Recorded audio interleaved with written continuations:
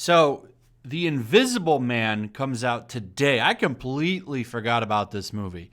I remember making a video on it way back when all the Joker stuff was going down. So if you remember, I mean, there was that crazy time back in November, or was it October, when the Joker dropped in theaters and everyone was going insane. Remember? It was crazy. Everyone was making videos on it, and some of us are still making videos on it because people are still going insane about that movie. It's crazy. It literally blew my mind. It still does, how people made that movie into such a big deal. And I saw this pop up on CBR. I actually made a video on this. It's got to be somewhere on the channel. I'm sure you can find it by just typing Invisible Man in my videos. And there's this article, The Invisible Man is already more toxic than Todd Phillips' Joker. This was November 14th, 2019. Why do I have this up? Well, I'm going to get to why in a second. I have a pretty interesting theory that I want to run by you guys on why they might have changed the marketing on this movie. Okay, so the trailer dropped for this movie, and I remember I went and watched it after reading this article. I said, it looks pretty good. It looks interesting. I'll probably check this movie out. And I think I will, because I think the trailer is pretty interesting. It's an interesting concept, so let me run it by you real quick, why they're calling this toxic. Well, apparently, so what happens is this woman is with a toxic dude. And I would say this dude is toxic. He whoops up on her and treats her real bad and traps her. And basically, it is a toxic relationship. So she leaves him finally. And apparently, he was rich or whatever. So he uses his fortune to fake taking himself out. So everybody thinks he's gone. But he used his money to make himself invisible. So what he does is he just drives her crazy, makes everyone think she's crazy. She gets committed. That's why she's in this straitjacket shirt here, as you can see in here, and on the thumbnail where she's getting dragged away. So naturally, to me, this just sounds like a good thriller. But that's not what's going on. They seem to be following the Birds of Prey model and trying to bring a woke take to the marketing. Now, I find this absolutely hilarious. And this might be for a couple of reasons, right? I mean, a lot of people aren't talking about this movie. I mean, this got me to make a video on it. Now you know it's coming. But I just think this always backfires. So now everyone all of a sudden is coming out, and this is recently, this is yesterday, February 26, 2020. Everyone attached to the movie now is running around saying, this is a take on the hashtag #MeToo era. Because of a simple reason. Because, well, this woman says an invisible man is coming after her all the time, and nobody's believing her. Who would believe that? Right away. Listen, my ex has turned himself invisible, and he's attacking me. Nobody's going to believe that. Nobody. So, what can we do with that? Well, let's try the Birds of Prey method.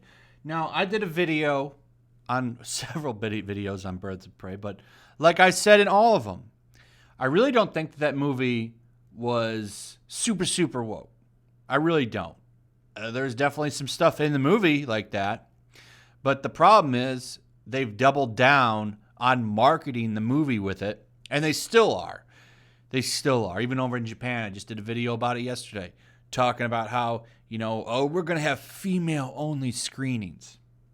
Furthermore, doubling down on the idea that this movie is not for men.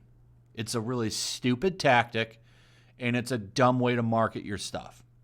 Everybody attached to this movie now, as of yesterday, all kinds of articles like this out about how, this movie fights back. Here's what the writer-director said. I felt the movie drifting in this direction of gaslighting, domestic abuse, and women not being believed or feeling that there's an unseen threat. Writer-director Leah Wannell told BuzzFeed News. I believe Leah here wrote the Saul scripts. I'm not 100% sure on that, but I think she did. Listen, it's pretty obvious what they're doing here. And it gets news outlets talking about it, sure. But the problem with this because I don't know if the film is or not. I actually am going to go see this film. I don't know when. I'm going to Chicago this weekend, so I don't know when I'll have a video up on it. Maybe next week.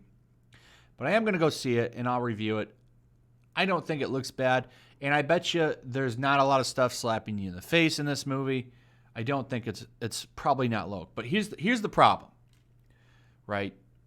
People aren't looking for those kinds of movies. Nobody wants to get lectured at a movie. I've made this comment so many times, but it's true. Nobody wants to go to a movie to be lectured. And when I'm thinking about going to see a movie, I don't know about you guys. If I don't really know anything about it, I look up information on it to try to find out what I can. Okay, is this a movie that I want to go see? Do I want to go spend my money on this? Because a trip to the movie theaters costs a lot of money. You usually take somebody with you. If you're taking your family, like a kid, you got to pay for their ticket. If you're taking a significant other, usually you're paying for their ticket. And then you're paying for concessions. You're easily already starting to talk about like $40 right there. Okay, so if I'm going to spend $40, I want to make sure that it's at least something, unless it's a spontaneous thing, I want to make sure that this might be something I want to see.